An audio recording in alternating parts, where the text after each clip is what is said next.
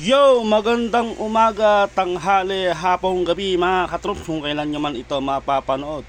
At siyempre, galing nga po pala kami ng bahay. Yan, lumabas nga po kami ng alas 8. Buti na lang at maaga kaming nauwi. Napaka-traffic po pala rito. Balita ko, ginagawa daw nila yung kalsada.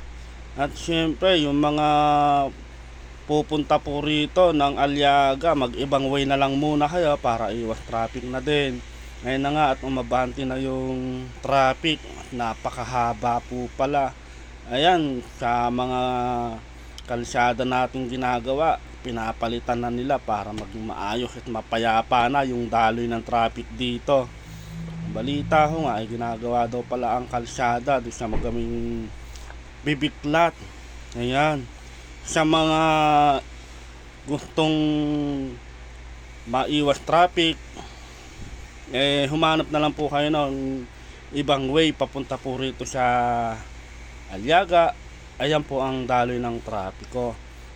At tinry ko na nga rin po pala mag video sa kalsada. First time kong gawin ito dito sa kalsada. Ayan, at napakahaba nga po pala ng traffic dito. Ayan po, at meron nga po doon na mahaba yung truck. Ang haba po pala ng traffic. Almost inabot nga kami dito ng mga kulang 1 oras. Ayan mga guys, medyo umaabante na siya, kaso mabagal ang takbo nung sasakyan. Ayan, napakahaba po pala ng ginagawa nilang kalsada. Ayan, oh. Para maging maganda at maayos na rin ang kalsada. Ayan, oh, mga guys, kami nga dito ng aking anak at sa aking asawa, pauwi kami ng Cabanatuan. Ayan, at medyo pupungas-pungas pa nga ako dyan, inaantok pa nga ako. Ayan, uuwi ng araw kami at meron pa kaming gagawin doon sa Cabanatuan. Ayan, at nahinto na naman po kami dito at napakahaba nga po pala ng traffic. Ayan, sinubukan ko nga mag-video dito habang traffic. Naglilibang-libang na may asawa ko, video mukha akong traffic. Ayan, hindi naman dalawang tricycle, traffic na nga, sumisingit pa. Ayan, sige, singit pa more. Nabanggay nyo yung loader. Ayan mga guys, ako ay for today's video nga to mga guys. Para sa hindi pa nakakaalam, ang Aliaga po ay ginagawa patungo po sa Bibiklat. Ayan,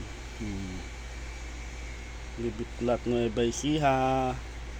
Ayan po mga guys, for today's video po tayo.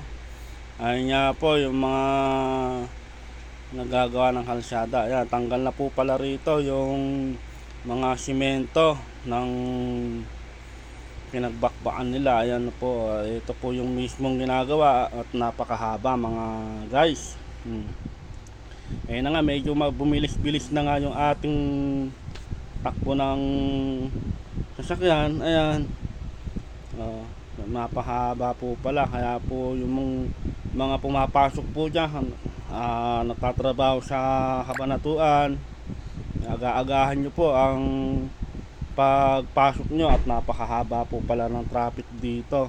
Ayan, ayun na po yung mga nagagawa. At dito nga medyo maluwag-luwag na nga. Doon pala sa dulo ang naka-stop po pala ang mga sasakyan. At medyo marami pong malalaking truck na kasabayan namin.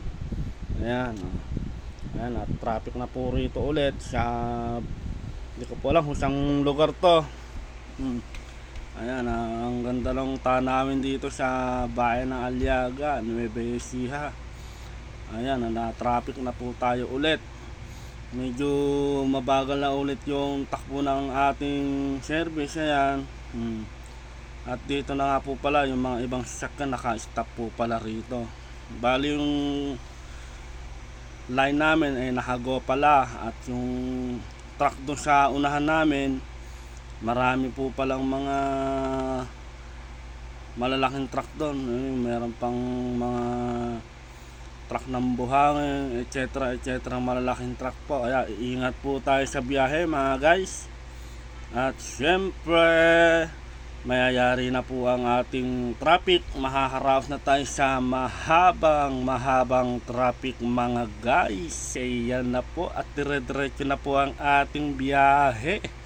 Ayan na, maluwag na po pala rito sa daanan din eh. Yan, shoutout nga po pala sa mga viewers natin dyan. Bye bye.